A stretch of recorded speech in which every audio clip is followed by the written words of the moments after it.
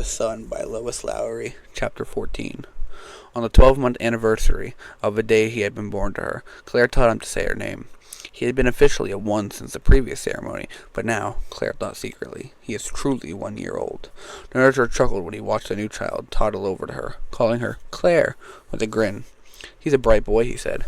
"I just wish we can get his sleeping pattern behavior squared away. If he's not ready to place with a family unit by the time of the next ceremony, well..." "What?"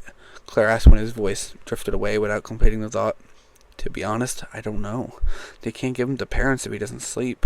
It would interrupt their work habits to be kept awake at night. But we can't keep him here indefinitely." "Not even if he goes home with you at night? He's fine here in the daytime. He hardly ever cries. Look at him." Together they gazed at 36, who was seated on the floor, busily arranging wooden blocks in a stack. Feeling their gaze, he looked over. Impishly, he wrinkled his nose and thrust his tongue into his cheek, making the funny face that Claire had taught him. She made the same skewed face in reply, and they both laughed. "I can't keep taking him home forever. My spouse is already somewhat annoyed about it. The children enjoy him, though. He's been sleeping in my son's room. He seems to do well there, but..." Again he failed to finish his thought. The nurturer shrugged and went to the other section of the room where younger infants needed attention. "I wonder if Claire murmured, then fell silent. Of course she couldn't. Unmatched people weren't given new children. Even if it were possible, how could she care for them? It was enough to contemplate, and she had, how she could manage a small infant. But now, so well acquainted with this growing, active 12-month-old boy, she could see clearly that they required more, not less, care as they grew. He had to be watched constantly, taught language, fed carefully, bathed and dressed, and... She turned away, feeling tears well in her eyes. What on earth was the matter with her? No one else seemed to feel this kind of passionate attachment to other humans, not to a new child, not to a spouse, or a co-worker, or friend. She had not felt it toward her own parents or brother. But now, toward this wobbly, drooling toddler... "Bye-bye," she whispered to him, and he looked up at her and wiggled his fingers. It never distressed him when she left. He knew she'd be back. Claire choked back tears as she pedaled her bike back to the hatchery. More and more she despised her life. The dull routine of a job, the mindless conversation with her coworkers, the endless repetition of her days.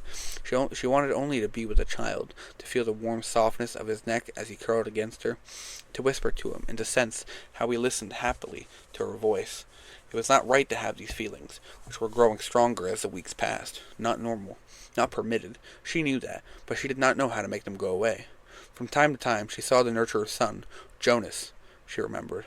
Months before she had seen his father wave to him one afternoon when he rode by with a friend, the two of them on their way apparently to the recreation field. The two boys had seemed carefree, calling to each other, racing their bicycles along the path. He seemed different now, to Claire. She saw him one evening walking along the river, alone, deep in thought. Although he didn't know her, and there would have been no real reason beyond politeness for a greeting, it was nonetheless customary for citizens to acknowledge one another with a nod or smile. But Jonas had not looked up as she passed him. It was not an intentional snub, she realized. It was that his mind was somewhere else. He seemed somehow troubled, she thought, and that was rare in a youngster. She recalled that he had been singled out in some way at last year's ceremony. Her co-workers, in describing it, had chanted his name. Jonas, Jonas, as apparently the audience had, but they had not really known what had they called it? Selection, that was it. What his selection had meant. But his father, the nurturer, spoke of him warmly and without hesitation.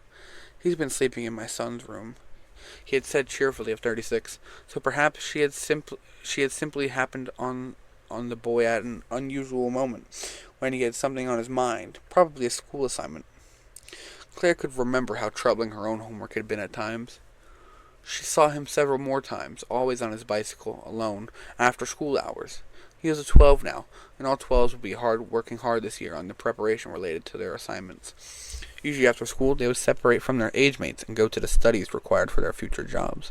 Sophia had been required to take infant care classes, she recalled, and in fact Sophia had told her that even now, several years after their ceremony year, the scholarly Marcus was still studying engineering. One girl in her group had taken up the study of law, as Claire's brother had 6 years earlier, and still went each day after school to the Hall of Law and Justice for training. One afternoon she found herself watching Jonas as he rode his bicycle away from the school building, which she could see from the front of the hatchery. He turned left at the end of the educational buildings and seemed to be heading toward the House of Old. So perhaps, she thought, that was his assignment, the care of the elderly. But what was so special about that? What would make an entire audience rise to their feet and chant his name? Later, one day while walking, she continued past the house of old, turned down the path, and discovered a very small structure attached at the rear of the building. It had a door, a few windows, and nothing else. Most buildings had an informational plaque explaining the purpose of the structure. Hatchery, laboratory, nurturing center, bicycle repair. But this undistinguishable rectangle had only an unobtrusive, meaningless label on the door. Annex. Claire had never heard of the annex. She had no idea what could be housed inside, but she had a feeling that this was where the boy Jonas was spending his training time. She wondered vaguely if what was happening there was causing him to become so oddly solemn and solitary. What could Jonas have been selected for?